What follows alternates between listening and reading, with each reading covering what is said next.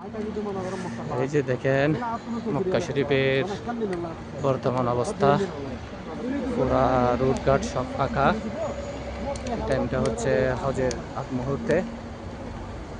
আজকে মে মাসের 17 তারিখ।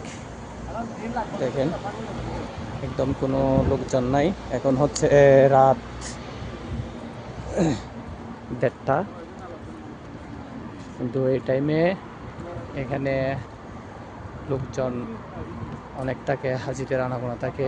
কিন্তু মক্কা শরীফে প্রচুর পরিমাণ চেক হওয়ার কারণে রোডে ঘাটে একদম কোনো মানুষ নাই।